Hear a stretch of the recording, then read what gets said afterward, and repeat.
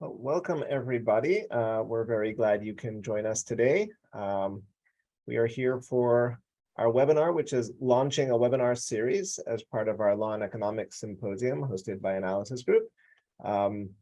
We were hoping to do this as a in-person symposium actually today, but I think we are going to be launching into our webinar series as conditions remain as they are. We have a wonderful panel with us today to talk through a very salient topic in the area of drug policy in the United States. And we're here to talk about what happens next in drug pricing policy in the US, value assessments, and how all of this will factor into the R&D pipeline. I'm joined here today by a panel of superstars. My name is Noam Kursin. I'm a partner at Analysis Group. I work in our healthcare practice based in Boston. And I'm joined here today with Jeff Handwerker, Josh Cohen, and Anna Kaltenbach. Before I ask our panelists to introduce themselves, I just want to go through a few guidelines and housekeeping matters here. So all those who have joined us today are currently in view-only mode. Your line is muted. If you would like to ask us a question, please submit it through the Q&A feature, and we will see those questions and we'll get to them throughout our discussion. Our current plan is to have a discussion amongst the panelists for the first 40 to 45 minutes of this hour, and then leave about 15 to 20 minutes at the end to address any questions. But obviously, if they come up during our discussion in a way that we feel is relevant, we will try and address those as we go. Just in full disclosure, the webinar is being recorded. And so everyone who's joined here today is currently this webinar, as you're viewing it, is being recorded, and any questions you ask may get embedded in that recording. If you face any kind of technical difficulties, please submit a concern through the chat. We have technical assistants here who will try and reach out to you and help you resolve it. So with that, I would like to turn to our esteemed panel, and I'm going to ask them to introduce themselves each and their current roles, any disclosures that they have. And so perhaps I can start with you, Anna, and you could introduce yourself. Sure. Hi, everyone. My name is Anna Kaltenbach. I'm currently Senior Advisor on Senate Finance, working on Medicare negotiation. And by way of disclosure, I should say that I am going to express views here today that are my own. They don't necessarily represent those of Chairman Wyden, the committee, or any of its members. And my comments are not for attribution. I'm looking forward to chatting with you all. Wonderful. Jeff. Hi, thank you, everybody. It's great to be here today. I am Jeff Handwerker. I'm a partner with Arnold & Porter in Washington, D.C. My practice focuses on drug pricing matters, and I represent pharmaceutical companies and trade associations on, cutting edge pricing matters, both on the Hill and in the courts, and from a compliance perspective. As far as disclosures, I want to echo what Anna said. My comments today are solely my own. They are not on behalf of any particular client of Arnold & Porter, and they are also not for attribution. Thank you. Great.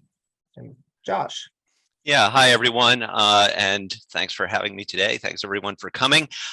So Josh Cohen, I am on the faculty at Tufts Medical Center. I'm at a center called the Center for the Evaluation of Value and Risk in Health. And in terms of disclosures, I get grant support and some consulting income from companies in the life sciences industry. Great. Well, thank you, everyone. I'm really excited for the discussion today. I think we're going to get a wonderful set of viewpoints over here. Anna, I was wondering if maybe we could start with you. I think over the last few years, we've been hearing endlessly about different policy initiatives out there to curb our problem of drug pricing, as it's been characterized. Everything going back to the most favored nation. We've heard about HR 3, Build Back Better, and I'm assuming there's some ongoing efforts now. I was wondering if you could, to the degree that you can disclose it here, give us sort of a brief overview of where you think the legislative efforts stand today and where they may be headed. Sure. Thank you, Noam. And let me kind of start by saying and maybe outlining what it is, what the problem is that we're trying to solve, and then talk a little bit about what the current efforts look like and where they might go, what future efforts might look like. So let's just start with table setting. Right now, the US spends about $500 billion a year on prescription drugs, including those that are administered in doctors' offices and hospitals, as well as those dispensed in pharmacies. And what we spend on those drugs tends to outstrip what other countries spend on drugs, and what we get for that spending in terms of health outcomes tends to fall below the sort of outcomes that those countries are getting. At the same time, though, the US is sort of considered the beating heart of innovation globally in terms of the pharmaceutical industry. So there is sort of that component of it. It's a really interesting picture. And then when you start to look at it a little bit more closely, when you dig at the surface, you'll start to see that, this is a really vibrant market for generic drugs. About 90% of what we dispense today are generic products, and we get very good prices on those. So the remainder is what's driving spending, and that's about 10% of what we dispense. Those are branded drugs generally. And amongst those, it's really a subset called specialty drugs that account about 2 to 5% of prescriptions that are really the big cost drivers. They're about 50% of drug spending, even though they're only that small sort of component of prescriptions. And when you look at those a little bit more closely, you start to see sort of two archetypes of high prices. One is amongst these sort of drugs where there's actually a lot of competition, and the intensity of the competition translates to higher prices because of the fact that the supply chain underneath that area, or underneath all of this, benefits when prices go up.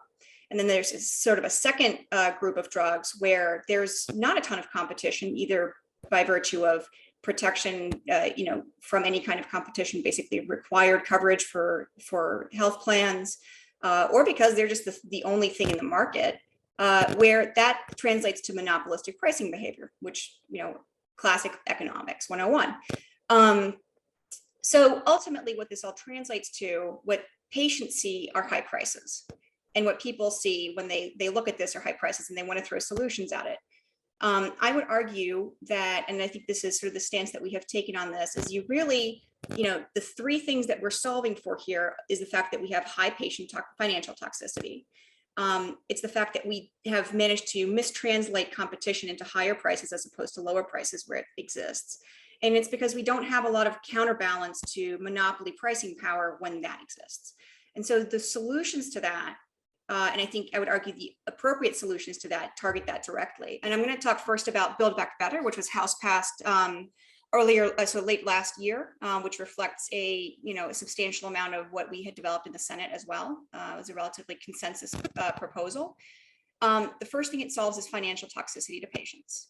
It puts a $2,000 out-of-pocket cap on Part D, so Medicare spending Part D.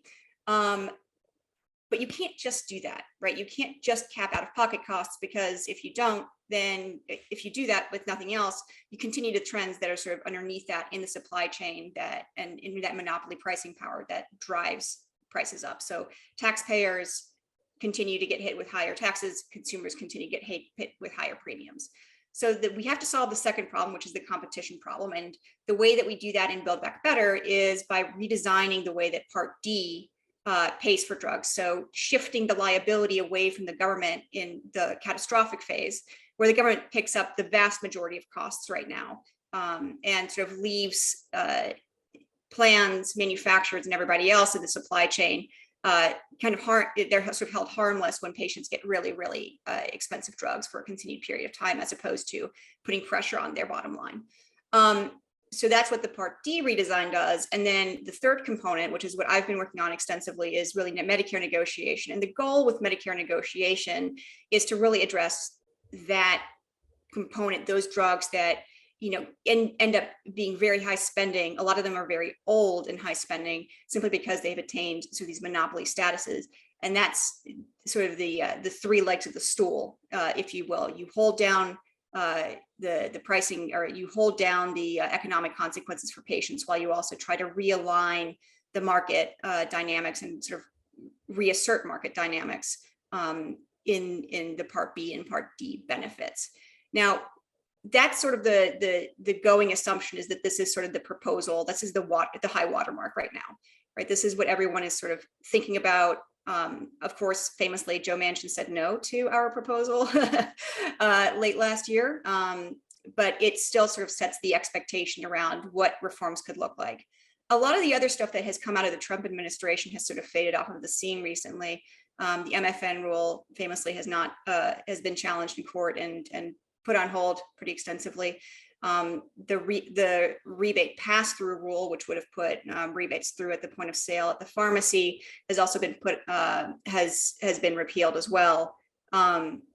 So that's just kind of the overall sort of status right now. I think we're starting to see move away from executive action on this to hopefully congressional action, where I think which is really needed in order to start to deal with the problem. Great, thank you for that overview. Jeff, I know that in the discussions that we've had about this, I think oftentimes, and Anna was already touching it on several of the topics that she mentioned. I think when people use the term pricing or drug pricing, they use it very loosely, and they're talking about a number of very different concepts, ranging from sort of the patient out-of-pocket cost through list prices and everything in between. And so I'm hopeful that you can sort of set us straight a little bit in terms of that taxonomy, and then maybe you could also use that if there's anything you would like to respond to anything that Anna just mentioned. Yeah, absolutely. No, thank you, Noam. And if you could post my slide. I just litigated a case about what it means to make a price available in this space. That seems like a very straightforward question, but it's actually quite complicated. And this may be a familiar chart for some. I find this to be a good schematic of the pharmaceutical distribution model for pharmacy benefit products. There's also physician administered drugs, which is separate. These are drugs that patient would receive from a pharmacy. And there are multiple levels in terms of what a price is. Anna correctly noted that the patient, the most salient price potentially is what the patient pays out of pocket. That is a copayment, a deductible, or a coinsurance amount that is set by an insurance company, that is not set by the drug manufacturer. What this chart reflects, if you have a drug manufacturer, is at the top of the screen. Most sales of pharmaceuticals are to wholesalers, and there are three major wholesalers. There are some smaller ones, but three major wholesalers that exist.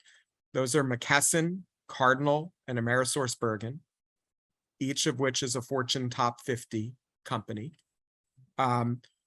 Those prices start with something called the wholesale acquisition cost, which is set by the drug manufacturer. That's the list price. And that's really a benchmark that's set out in federal law in the Medicare Modernization Act, which defines the wholesale acquisition cost as a national list price net of discounts. Drug companies set that price and then sell their products to wholesalers at that WAC price minus some percentage. It's usually about 2%. Sometimes it could be more, but there's some discount for prompt pay. Then the wholesaler will sell the product through to an end purchaser. That could, in this instance, it's a pharmacy. It could be a retail pharmacy, or for the specialty medications that Anna was speaking of, it could be a specialty pharmacy. But the wholesaler is selling through at a price that is based off of the list price, the wholesale acquisition cost. That's one part of the equation. So manufacturer sets the list price, sells the product to purchasers, who then sell through to end purchasers who dispense to the patient. There's a whole separate layer, though, of the pharmaceutical distribution model that also needs to be looked at.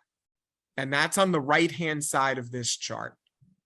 Each pharmacy is a member of a network of pharmacies that is managed by pharmacy benefit managers, or PBMs. And I'm sure many of you have heard the term PBM. There are three major PBMs, Express Scripts, Optum, and Caremark. They control the lion's share of the market.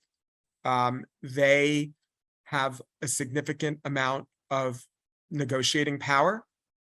And their primary tasks are to manage claims for reimbursement from pharmacies in their network and to manage formularies, which are lists of drugs that are covered by a network of insurance companies that are also under contract with PBMs.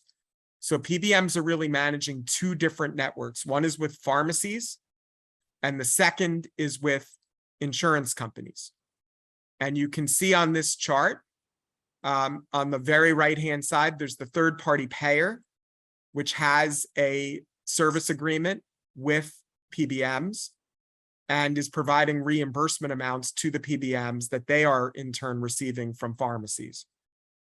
Manufacturers also have relationships with PBMs because PBMs manage the formularies for commercial insurance and also for Medicare Part D, which is the outpatient prescription drug benefit. Those formulary agreements involve payments of what could be rebates in exchange for a placement on formulary, and there are preferred drugs, non-preferred drugs, and specialty tier drugs on formularies, and that placement can affect and does affect the amount that the patient pays out of pocket. The more preferred a drug is on formulary, the lower the patient's out-of-pocket cost will be. So drug manufacturers have an incentive to get the most preferred position that they can. And the way that they do that in a competitive market is to pay rebates to PBMs in exchange for the best formulary position that they can get. The PBM then should pass some of that rebate through to the insurance company and or to the patient or the pharmacy.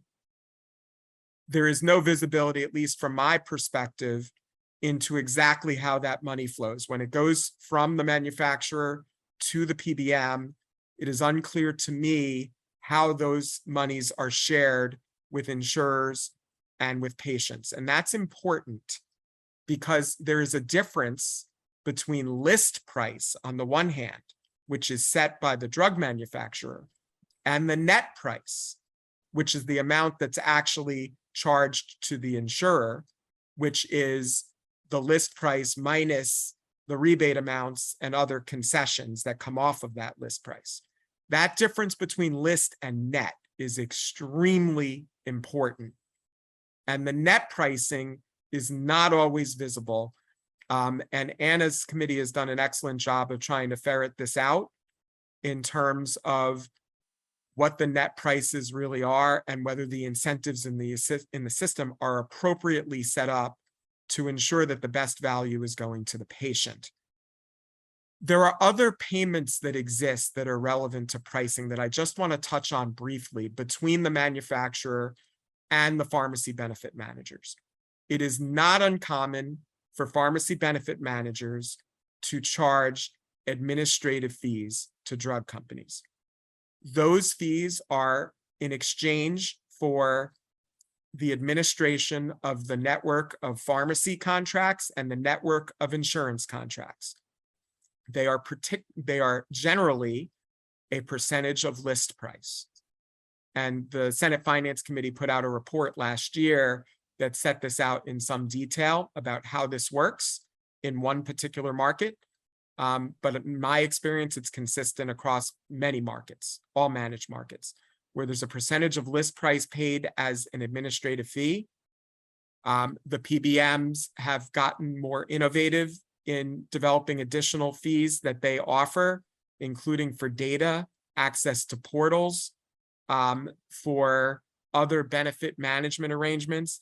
And these fees can be expensive. They are not low. And they can range as high as 6% at times of the list price. And they are all a percentage of the list price, which in certain situations creates, in my view, this is me personally speaking, suboptimal incentives in the system that I know Congress is looking at closely to try to fix, as is the FTC. There are other terms that exist that relate to pricing in manufacturer arrangements with PBMs that are in the details that we don't need to get into. But the bottom line is there are a lot of participants in the setting of a drug price. The manufacturer sets the list price, but after that, everything else is mostly outside the manufacturer's control. The PBMs are involved in setting the net price. The insurance companies are involved in setting the copayment amount and the deductible amounts and the benefit designs that patients experience at the pharmacy counter. And there is an important lack of transparency today in terms of how money flows through the right side of this system that I know Senator Wyden has proposals to try to fix. That's a general overview. The last point that I will make is that all of this is being closely reviewed by both the executive branch as well as the Congress to make sure that the incentives align, that prices are aligned with value to patients. And there are a lot of different ways to address this. The Build Back Better law, just to respond to some of Anna's comments, is one way to address it. There are other ways that are, with less government oversight, where there could be restrictions lifted in terms of how prices are set. Those restrictions exist in the anti-kickback statute and in some price reporting regulations, where if there is more flexibility built in for value-based pricing, that could be a solution to some of these problems. The other thing is there is currently a protection under the anti-kickback statute for administrative fee payments that are a percentage of WAC to group purchasing organizations and pharmacy benefit managers. Those payments to be safe harbor do not have to be fair market value. They don't have to be fixed. And if you were to require that such payments be fixed and fair market value in order to be safe harbored, that would remove some of the challenges that I think currently exist with respect to percentage of WAC-based payments that do, according to the Senate Finance Committee report on insulin, create upward pressure on list prices. Thank you. Terrific. I do want to come back in a moment to the statement you made about aligning sort of pricing with value, and I'm sure Josh is going to have a lot to say about that. But I do think that one other sort of topic you touched on as you were going through that overview sort of ties into something that Anna said. Anna mentioned sort of the market power that manufacturers might have in certain settings, but I think you alluded essentially to other stakeholders who may also have different sort of market structures, and those markets may be somewhat concentrated as well. And you mentioned both the PBMs and the wholesalers. And so I know that there's been some recent discussion even in the news today about the FTC looking into PBMs. And sort of I'm curious, both Anna and Jeff, as to your take on sort of that and how that ties into the discussion that we're having here today. Yeah, Anna, do you want to start or do you want me to start? Sure, I can take a crack at it, and then we can go back and forth. But I think it's a positive sign that FTC is taking a close look at this. Look, there is consolidation across the entire healthcare system, and PBMs, obviously wholesalers, yes, but even pharmacy retail chains now are super consolidated. We're seeing fewer and fewer independent pharmacies surviving in this market. It is a super consolidated area.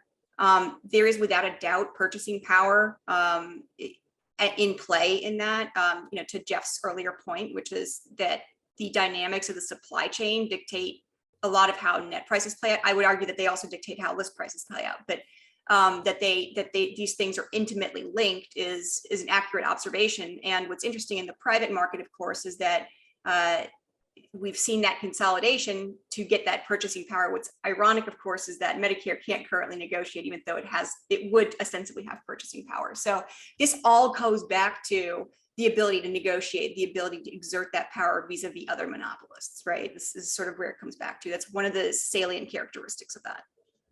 Yeah, so I agree. And Noam, you're right. So there is concentration throughout the supply chain, and Anna's right about that as well. I've seen estimates that the large three PBMs, I've seen anywhere from 75 to 90% of covered lives are covered by the largest three pharmacy benefit managers.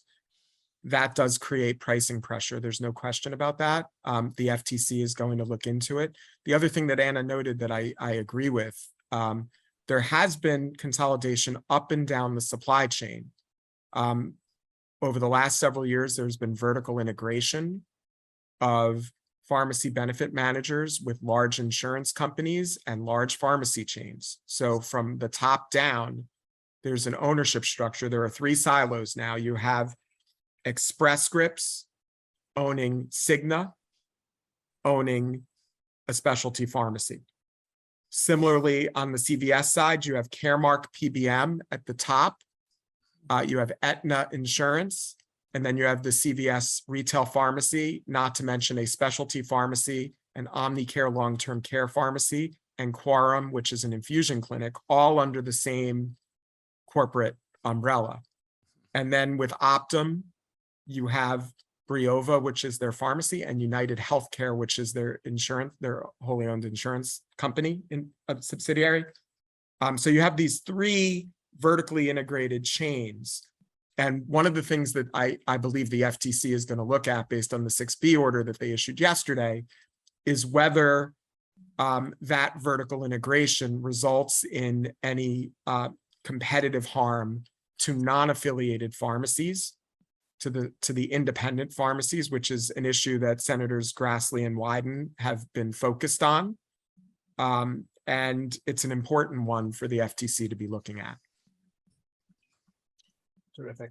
Mhm. So I want to come back to your statement about value and sort of get Josh involved in this as well. You know, I think when we talk about some of the sort of the poster children for the drug pricing debate have been drugs like, you know, insulin, you mentioned, Jeff, or at the time, some of the sort of revolutionary hepatitis C drugs that came out. And I think, and Josh, she'll tell us in a moment, that it's broadly considered that those medications provide great value, yet they generate different sort of pressure points in our system. Insulin for sort of the out-of-pocket costs, and I think the sort of hepatitis C treatments at the time, the big concern was about sort of their overall budgetary impact. So Yeah. I'm wondering if you can sort of walk us through how you think about value, and I think that's increasingly an area of discussion vis-a-vis sort of health technology assessment, which I want to come back to a little bit later. Yeah, well, thank you, Noam. And I've got some slides, you can be pulling them up, but yeah, I mean, you know, sort of as I listen to this discussion, you know, what we've heard a lot about so far is, you know, the structure of the industry and how that influences prices and how we might, you know, use various tools to alter what the prices are. As a health economist, what I worry about is like, gee, what is the target we're aiming for? And you said it, and Jeff mentioned it as well. You know, we're you know, this idea of aiming for value-based pricing. The idea being that we don't want the price too high. We don't want to be paying more than the benefits of the drug. On the other hand, you know, we don't want to be paying too little because, you know, then we don't have good incentives for innovation. But the hepatitis C in particular, and that's what I'm going to be talking about here, presents a particular challenge because so many people, unfortunately, are infected with hepatitis C. And in the old days, you know, more than, you know, like 10 years ago, the cure that was around, the treatment was interferon. You had to take it for a year. It had bad side effects. It was 50% effective. Then these new antivirals come along, and they've got 90 to 95% cure rate, 12-week oral administration, and just, you know, much better. Unfortunately, each of those pills during the 12 weeks was $1,000, as a lot of you probably know. And so as part of that, and a lot of you are probably familiar, if you could jump to the next slide, with the Institute for Clinical and Economic Review, which is known by its acronym ICER.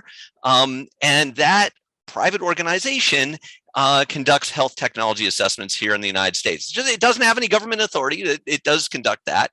And it got famous around 2014, 2015 when it put out 2 reports on this new treatment, sofosbuvir, which I'm still trying to say out loud. And it came out actually with these two reports, I would say 3 different conclusions. And those 3 conclusions, which is what I'm going to talk about here, lend some insight, I think, into thinking about value, especially for these large market drugs. So if you could jump to the next slide. So let's talk about ICER's first conclusion, which was in its very first report, it concluded that sofosbuvir's price was too high. And why did they conclude that? Well, ICER concluded that sofosbuvir was too expensive because its cost of $300,000 per added cured individual exceeded the $189,000 per added cured individual by another treatment. So cost more must not be good value. But that comparison is incomplete, because sofosbuvir was also more effective than that other treatment, which means that it could cure more people. So which is preferable? If you could hit click, Noam.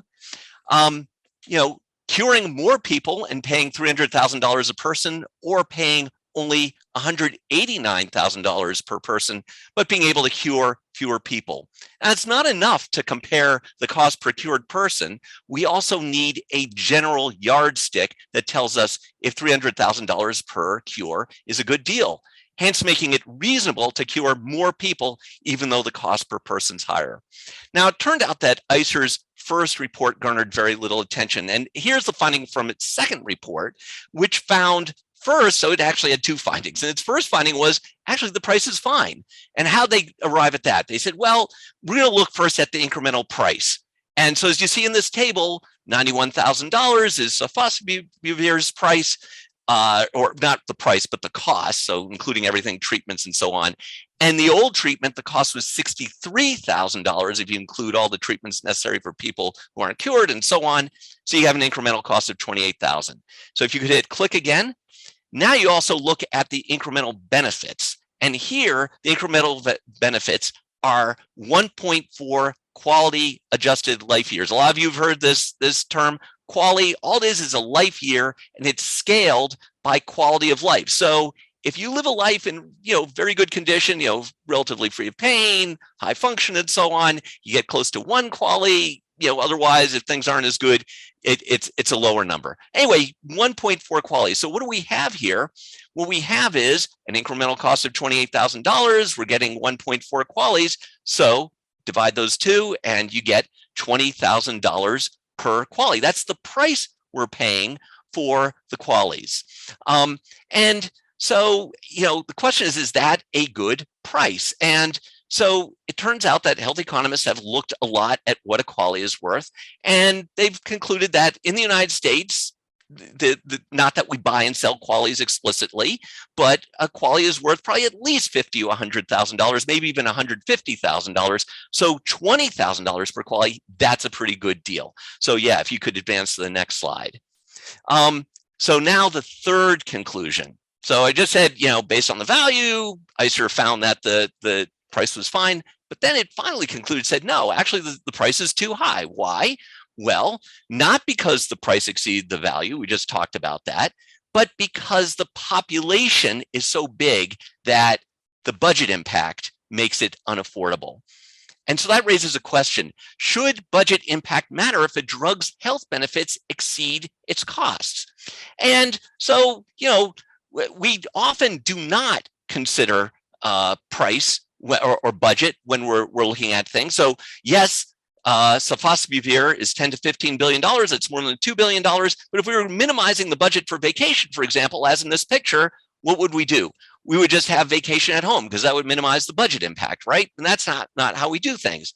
Now, on the other hand, if you could click again, it doesn't make sense for a graduate student to buy a ticket to tonight's Celtics Warriors game. Some of you might know about that game. We were talking about it beforehand on NPR this morning, $2,000 per ticket. Now, if a graduate student could get a ticket for $1,000 and, assuming they can't resell it and make money off of it, is that a good deal? Well, the ticket's worth $2,000. Sounds like a great deal.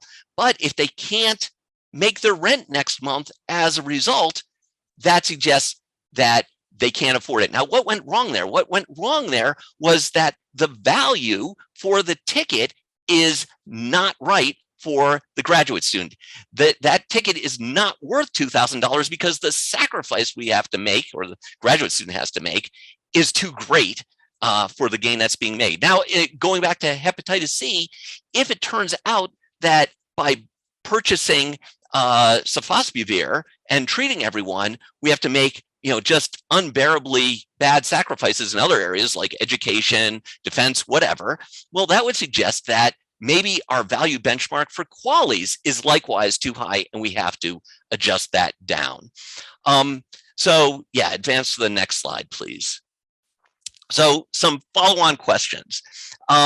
First question, how much revenue does industry need as an incentive to produce a drug? Because, after all, we've got this big gap between the incentive needed, perhaps, to create the drug and the amount of revenue that would be collected if the drug were sold at its, quote, value. And so, with that gap, and especially think of something like COVID, right? The value of the vaccines are probably way more than what you need to incentivize their development. So the final question is, what should we do in that case when we don't have a market that tells us where that surplus should go? We could say, well, ideally it should go entirely to patients, to consumers. But yeah, if you could click once more, that's not what we do in other industries. For example, does Apple, do they collect just enough revenue to incentivize the innovation that they've done? Netflix, same thing. And even more ordinary companies, say like Home Depot. So the question is, with these big market drugs, how do we set the price? So with that, I'll turn it back. So I think you've touched on a number of really, really interesting topics over there. And I think, even where you ended right now, in cases where I think, economic theory would tell us that allocation of surplus is something that usually we don't leave to a central planner, right? We let supply and demand determine it. And I think you made a comment about this being somewhat of an imperfect market right now for pharmaceuticals. And I think that's sort of where I think it brings us back to a lot of these policy discussions. But whenever this topic of value, you mentioned ICER, they have no formal role, but there are countries in which organizations do have, HTA organizations do have that formal role, NICE in the UK or CADIT in Canada or other such organizations. And, we hear a lot about HTAs and trying to align value with pricing. I guess the question is, in your view, Josh, would you like to see ICER have a formal role? Is that where you think the US should be going? I think, I do think that having value assessment more formally part of the system of how we figure out price is a good idea. Now, is ICER the right party? There are questions about, whom are they accountable to? How do we tie them into the political process? I think that they could play a role, maybe as one of a number of parties that look at value. But yeah, I do think that they should be part of it, or someone like them. Right. And Anna, maybe a question to you, more on the practical side. Is this where the US is going? Because I didn't notice you mention anything about an ICER or HTA type process within the ongoing sort of discussions with Build Back Better. And in fact, part of where I thought you were going was, if we solved some of the market power issues here, this market maybe could function in a better way. So yeah, it's a really fair point. And you're right, it's not currently on the table, at least it's not on the congressional schedule, and I don't see it coming in the near future just because of where we are.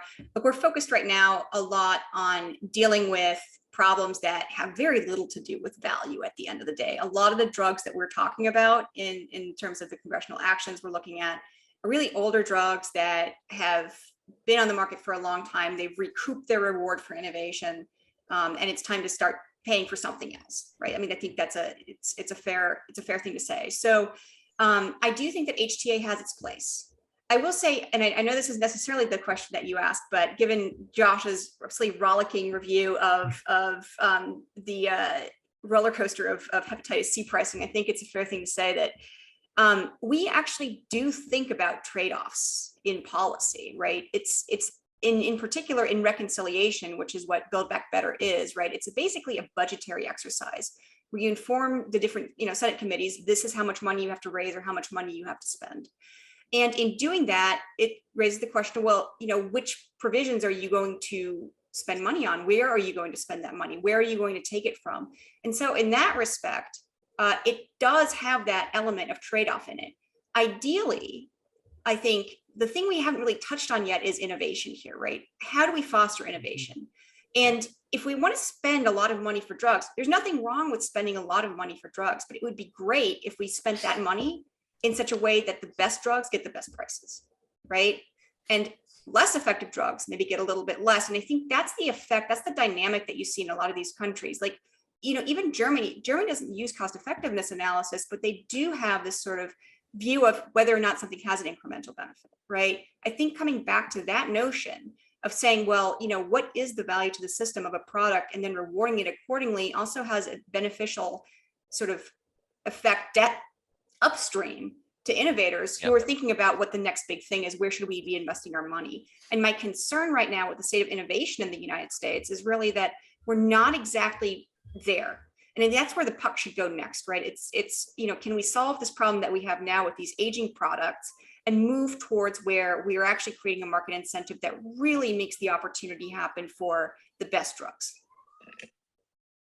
Jeff, curious to your view on this, and I know we've discussed at times sort of, what would HTA do or anything that would sort of allow someone external to intervene and perhaps set some sort of cap on the pricing. And Anna touched on innovation, which I'm sure is good for you. No, and thank you. And just in disclosure, I represented pharma in the most favored nation litigation. So we addressed the issue of HTAs extensively in that matter. I have real reservations, not surprisingly, with a health technology assessment that is government run, that is a central planning process. The United States is an extremely large and diverse country. It's diverse geographically, it's diverse in many, many ways. Whereas countries that have HTA structures are generally smaller and more homogeneous than the United States. A one-size-fits-all approach for a country as diverse as ours is fraught with risk, in my view. The way I believe this would be best done to align pricing with the value proposition, because Anna's absolutely right. The best drugs should get paid the most and less good drugs should be paid less. If the free market works as intended, so if the FTC does what it's tasked with doing and evaluating whether there is a perfect market, or whether there are market imperfections here that need to be remedied, then insurance companies are very good at doing cost-benefit trade-offs. And that, to me, would be the ideal solution with appropriate oversight from the government to make sure that there aren't anti-competitive practices by anyone within the system, as well as transparency. I think transparency is a major part of the solution here. One point about innovation that I want to underscore is, while it is true that there are drugs that have been on the market for a period of years, within the scope of their patent, the patent term is and remains, fixed at about 12 years typically for a drug. Build Back Better cuts into that patent term in a way that could be concerning in terms of the negotiation. Anna's shaking her head, but for certain drugs it does. No, Jeff, I want to push back on that. It does absolutely nothing to the guarantee of a patent. And I do want to make sure that this is abundantly clear. Exclusivity just means nobody gets to knock off your drug. It doesn't mean that you don't face market pressures. So there's an area of policy disagreement. I will just flag that we think the pharmaceutical industry thinks the patent term means something more than a period of exclusivity. It means the right to charge a market price consistent with the scope of your patent. But putting that to the side, innovation takes multiple forms, and the money that is generated from products that have existed in the market is invested in innovative areas, including things like COVID vaccines and therapeutics, innovative medications for oncology. There's incredible innovation being done now with CAR T and cell and genetic gene therapy that is targeted, it's personalized, and it's high risk. For every one product that is approved by the FDA, there are 10 that don't. So, and go ahead, Anna. Jeff, I wanted to sort of interject here, and I think this is the dramatic tension rises, right? But I do want to push back on this notion that this isn't that negotiation isn't market-based. I mean, that is exactly what it is, right? Negotiation is market-based. It is a free market action. The second thing I would want to say is that we've seen a increasingly now economic evidence emerging that pharmaceutical companies don't necessarily use their money in that way, right? They don't necessarily plow it right back into new and innovative products. And one of the, I think, a really great study, it was Andy Lowe and a number of others out of MIT, showed that after the Actavis decision, the FTC Actavis decision, which basically said, okay, companies can no longer do pay for delay. Companies that would have otherwise been able to do so actually start to increase their investment in their pipeline assets and stop discontinuing them as frequently. So I do think that it is a sort of it's a misconception that money necessarily gets plowed back into real innovation under current circumstances.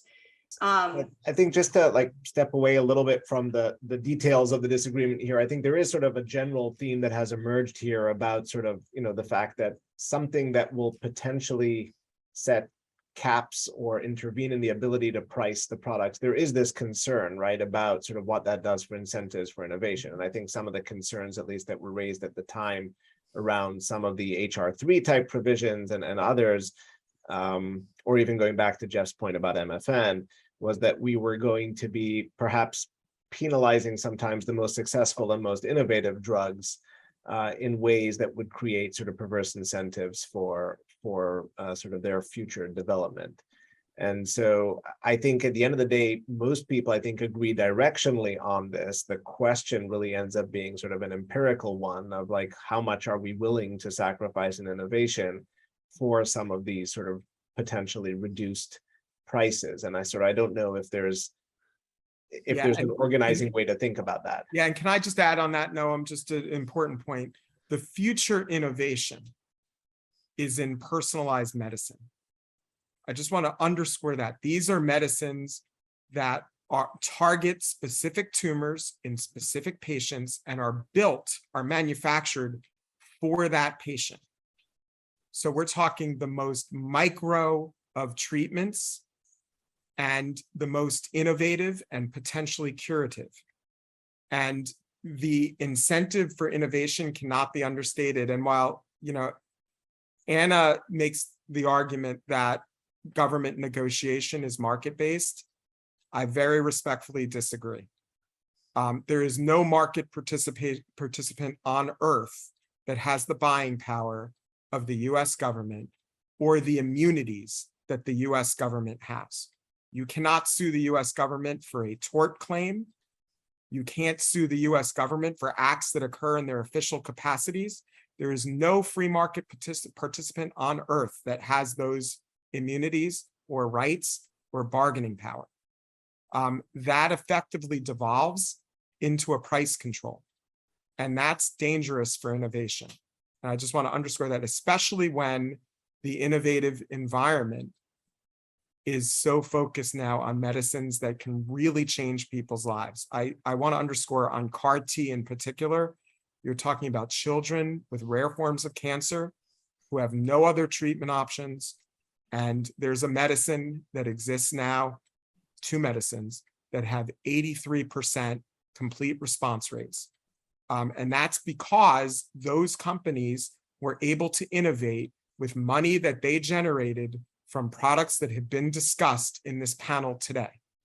Jeff, I'd say that that there has been a fairly substantial amount of taxpayer money in that innovation as well, given that the basic science was generally funded by NIH and other sources of government funding. So there has been some government funding, but a lot of private sector funding as well. So I don't think we're going to resolve this one, but I do appreciate the discussion. It's provocative. In the time that we have remaining, I do think, we have received some questions, but before we turn to a couple of those, one thing that I want to pick up on something that Josh presented beforehand, and I think there was sort of generally this agreement on the panel that we would be willing to pay more for things that provide more value and less for things that provide less value. As an organizing theme, it seemed to be that was okay.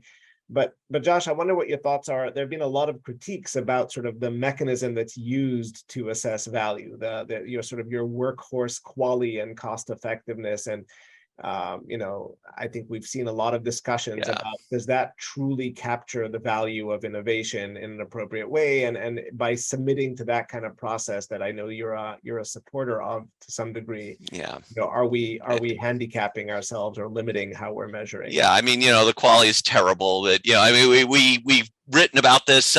Here's our book. I can't quite get it to show up on the screen, but it's The Right Price. And we actually say in there, we say, we rip off Winston Churchill, who I think ripped off someone else. The quality is the worst way to measure value, except for all the other ways. And it's true. I mean, we recognize the limitations. There are a lot of things that it leaves out. But it forms a very good foundation because it looks at quality of life, it looks at length of life. And there are other things, of course, that, caregiver impacts and so on. I mean, there's been a lot of work on that, but, you've got to start somewhere.